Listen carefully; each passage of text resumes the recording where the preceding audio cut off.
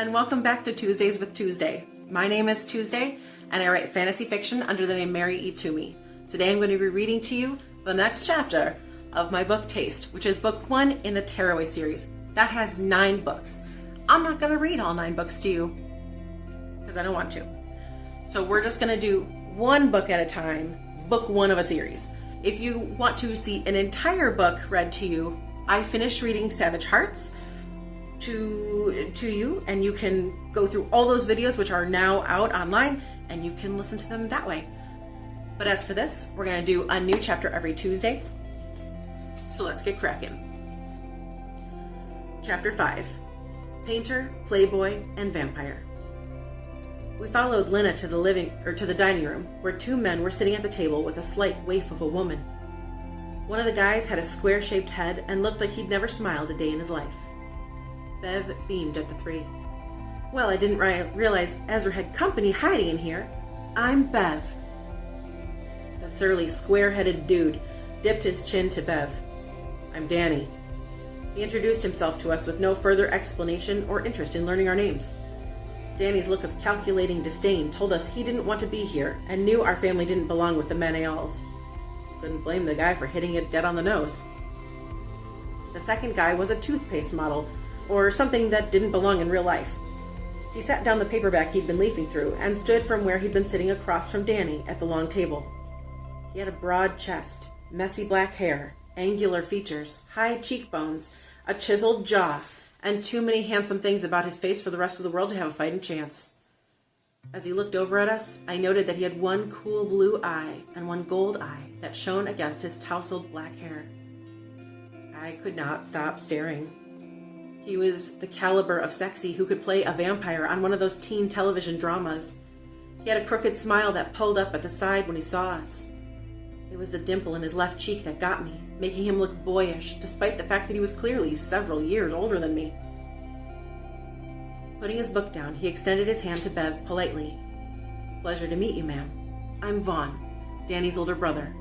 Ezra's told us so much about you. Of course they were both British. That sealed it. Vaughn was the best-looking guy I'd ever seen in real life. Add that to the fact that he'd been reading a worn paperback at the table, and I knew he'd be dangerous to any girl with a pulse. I kind of wanted to run very far away, so I didn't do something stupid. I settled for keeping my distance and lowering my chin to study my hands. Bruce Campbell was my favorite actor in the best movie of all time, and I knew if he could see me now, he would cringe at my bashfulness. Bruce Campbell would never shrink away from whatever cutie pie caught his eye. Give old Bruce 2 minutes and she'd be laughing at one of his jokes, completely had by all the twinkle in his eye. No, I was no Bruce Campbell. Bev produced a coy smile and shook her hot pink painted fingernail at the late 20-something hottie. Now don't you go starting with that ma'am stuff. I'm not that much older than you. Vaughn inclined his head to her politely. Indeed, you don't look a day over 30. Ollie and I exchanged a barf expression and exhaled a familiar sigh of practiced patience. Bev was always on. It was the difference between introverts and extroverts, and the difference between Bev and us. Vaughn wore a red t-shirt stretched across his lean but toned muscles that read, "Nothing tops the hops." Pleasure to meet you all. Danny grumbled as he placed his napkin on his lap. Go back to your stupid book, Vaughn. That'll get the job done. Though Vaughn's smile was light and his words entertaining, I could see a flicker of something behind the song and dance. There was a tired edge to his grin, a shade of distance in his eyes that was palpable. I wondered if that was what I looked like when Bev cut me down and I pretended I didn't hear it. Danny felt no such need to perform, and in fact looked allergic to smiling. I could only guess he was a bodybuilder around Ollie's age. His short, cropped black hair made him look like military on leave. He had a thick neck and enormous biceps. He clearly spent every available moment in the gym and looked like he never once cracked a joke in his life, only skulls. I decided to give Danny a wide berth. The girl next to Danny was a frail little thing, maybe only a couple years older than me, but the haunted look in her eyes made her appear like a little old lady, despite her youth. She had skin so pale it appeared translucent, revealing blue veins under the paper-like skin. Her black hair was straight as a board and cut at her shoulders. I guess from my years of sizing people up with a look that saw past the lies people told all medical professionals, judging by her pallor and sunken-in dark eyes, she was a very sick woman. She wore an expensive pink dress that reminded me of all the good old pageant days. Only this was the sleeker, young adult version I'd flunked out of. I noticed she was wearing nylons and heels, and sincerely felt for the girl whose dainty hands were clasped in front of her with a hopeful look on her face. She looked just as nervous as I'm sure I did. My own hands were gripping each other and tearing at the flesh on my knuckles. She shot me a small smile, which I returned before looking down at my hands. Again. Ezra motioned to the girl with a sweeping arm. "This is Mary Ann. My daughter's the most beautiful 24-year-old in all of Georgia, yeah? And Danny's her boyfriend. He's a brilliant groundskeeper, one of the best." I could see the glint of nerves in Ezra's eyes and posture. His voice went a little higher as he introduced his daughter and her boyfriend, and I realized that we weren't the only ones who were anxious to make a good impression. That made me relax a little. We were perhaps still a stone's throw away from playing board games together, but with the right aim, a stone's throw isn't all that far. "Shall we?" Ezra said to the room, pulling out the seat at the foot of the table for Bev like a gentleman. It was a nice thing to watch. An odd thing, but a nice one. Her ex-guy, Gideon, had never even taken her on a real date. He was the more straight to the bedroom while leering at Allie and me kind of a jackhole. But with Ezra, it seemed he knew the steps that needed to be taken to secure a prize. Despite everything, I wanted Bev to be with a man who saw her as a prize. Maybe then she'd start treating others with that same kind of respect. Dinner was roasted goose with a cranberry reduction served alongside roasted garlic-laden vegetables. I'd been planning on slapping together a sandwich for my dinner, so this was definitely a step up. Ollie was better at being social, so he fielded most of the questions, letting me enjoy my dinner. Ollie was on my right, and Vaughn at my left, with Mary Ann and Danny seated across from us. Danny kept shooting me calculating scowls that erased my appetite, though everything looked good and smelled amazing. I'd watched Lena pour red wine into my glass without touching the stemware, so I knew that didn't have finger germs on it. Vaughn was drinking what looked like a frillless Bloody Mary. When he caught me studying the glass, he put it on his left next to his book, further away from my view, and cleared his throat. Bev narrowed her eyes at me, warning me not to blow it all for her. "Honey pie, Ezra was talking to you!" I turned to look at the kindest aqua eyes I'd ever seen. Ezra made me want to confess all my secrets, which on instinct told me to keep my mouth stapled shut. "I'm sorry, sir. What were you saying?" "I was wondering if you wanted different silverware." My eyes widened as I plopped down the fork I'd been polishing without realizing it. I'd only cleaned it twice, which I knew wasn't enough, but I didn't want to tip my crazy hand too soon. "No, sir. I think I'm just nervous is all. I'm sorry." Ezra relaxed, now that he knew I wasn't upset. It was the first time I actually felt bad for my OCD inflicting itself upon someone else. Usually, I only made myself miserable. "Oh, well, we're no one to be afraid of, I assure you." Vaughn pointed his fork across the table. "Now that's just not true. Danny's plenty terrifying. Breaks rocks with his teeth just for a laugh, he does. At least he balances it out with the Mr. Rogers sweater. Fetching, yeah? I was thinking of getting one for myself." I shot Vaughn half a smile, doing my best to relax and just be myself. "You might need to bedazzle yours. You've got kind of a flat personality. The rhinestones will help you stand out more. You're just too shy." "So she speaks." Vaughn squinted his golden eye at me, sizing me up. "I was planning on answering everything in song for you, but I wouldn't want to make Danny dance at the dinner table. He looks like a Macarena type of guy." Vaughn smirked at me. "I like you." I didn't miss a beat with, "I don't blame you," which made Vaughn throw his head back with a throaty laugh. I'd made the hot guy laugh. I win all the points ever.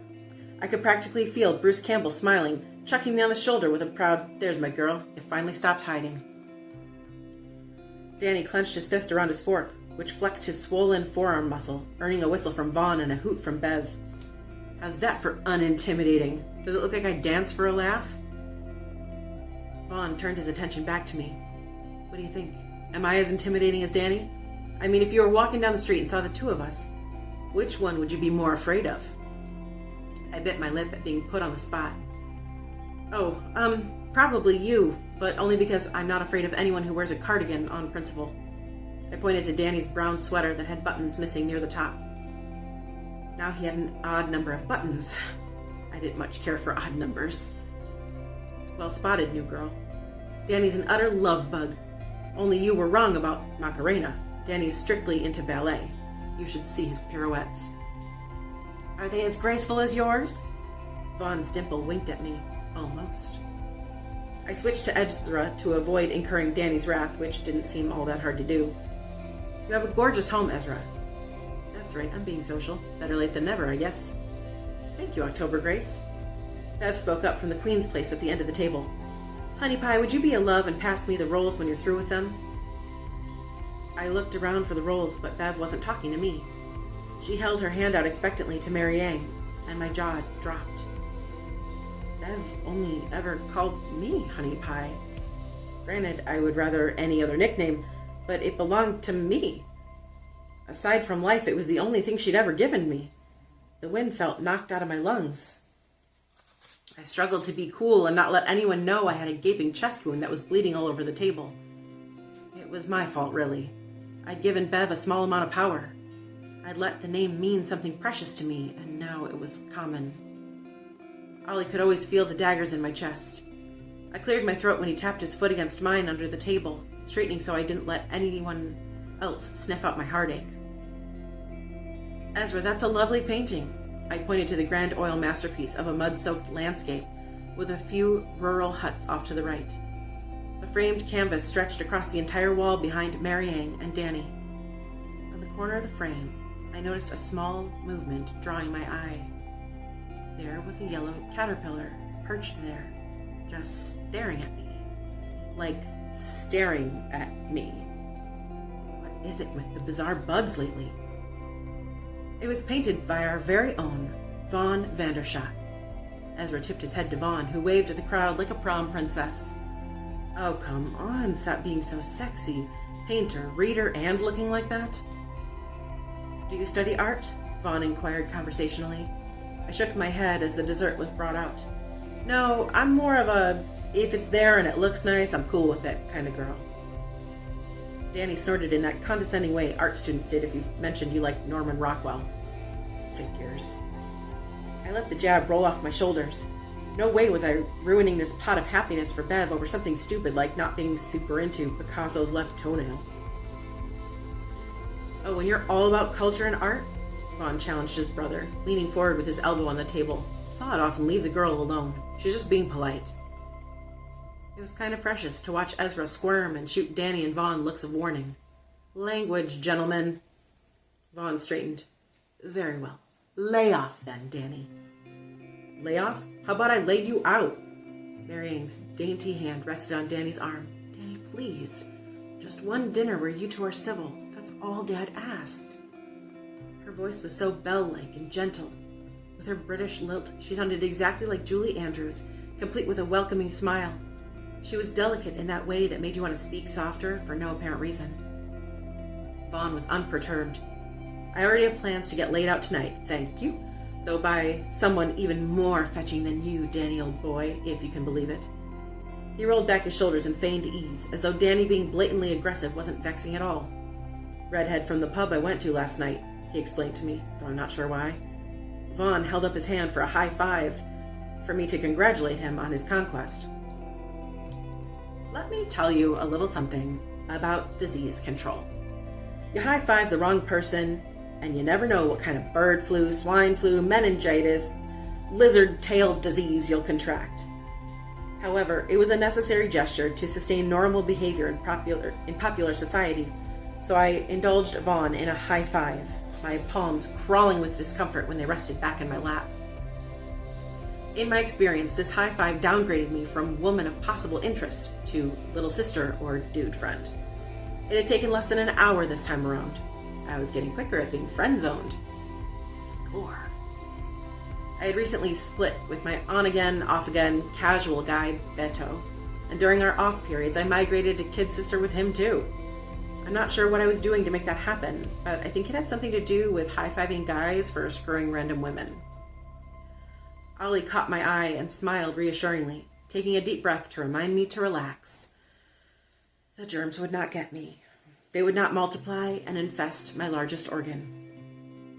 Yes, they would, but I was practiced enough with it all to produce a convincing smile and not run off to the bathroom to scrub my hands. Yet. 4 seconds. 8 seconds. Ezra cleared his throat and cast another warning look at Danny and Vaughn. Gentlemen, he emphasized. Fame and upbringing I can present to a fine lady. He motioned to Bev, who smiled demurely at him, her blonde hair still perfectly in place. I counted 4 more seconds, and the germs climbed onto my wrist. At 20 seconds, they were on the back of my hand, making it itch something terrible.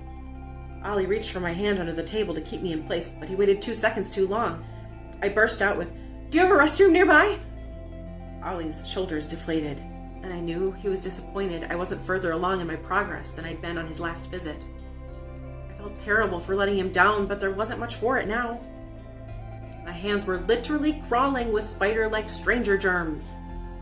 Of course, dear. Ezra tilted his head toward Vaughn. Will you show her? Not a problem. Vaughn stood and led me down the hall that connected to the kitchen and the foyer. Opening the door to the bathroom I really could have found on my own. Don't get lost now. I'll do my best. I shut myself inside and turned on the tap, waiting the obligatory few seconds for the hot water to live up to its name. I scrubbed the sexy guy germs off my hand, soaping in between my knuckles just in case anything had festered there. I washed and rinsed 3 times for good measure and dried my hands on the towel. I was about to turn the knob when I heard a low murmur of voices just outside a few steps down the hall. I don't think it's her, Danny grumbled. How would you even know that? Mary Ann said she was sure. She had the vision. Do you trust your girlfriend or not? I paused, confused at the strange conversation I guessed I wasn't supposed to be overhearing. Of course I trust Mary Ann. I just mean maybe she was mistaken. There was a pause, and then Danny said, We need to have Mason test her bones. Vaughn's tone turned livid with disgust. Are you having a laugh? Please tell me you're absolutely barking mad. Mason doesn't like coming topside for once, and if he tests her bones and she's not matriculant, then he breaks them. You want to send that poor girl home with a broken arm? You want to ruin this for Ezra? Ezra truly loves Bev. You have Mason break her daughter's arm in Ezra's house, and no way will they bounce back from that. My heart rate picked up when I learned they were talking about me. I leaned my ear to the door to get a better listen. I'd watch Mason break 1,000 women's arms if it would get us just one more omen. This is the problem with you. You won't do what it takes. Oh, Danny, Vaughn muttered, sounding disappointed. This is your whole problem. You'll throw anyone under the bus for the job. Listen to yourself. You'll not summon Mason here. It's already done. I've had him watching her on and off for a week now. My palms started to sweat and itch simultaneously. Vaughn's tone grew distraught. Are you completely mental? Where's your sense of humanity? Danny scoffed. I don't need a vampire to lecture me on the shiny thing that is humanity. No one cares what you think. You stopped being a person the second you started craving blood more than beer. And that is the end of chapter 5. Thank you for reading with me today. I apologize that I am not going to do a British accent for you. I want you to still like me after this. And I don't know how to do a British accent. It comes out Jamaican. And not a very good Jamaican accent either. It's bad. So I'm just going to have my own voice. Sorry. But the actress who does the audiobook for real that you can purchase, she does all the accents and she's amazing. Hence the difference between a writer and a narrator and producer. That's the only difference, I'm sure. But I will see you next Tuesday for chapter 6, In Taste. Thanks for spending time with me. Bye.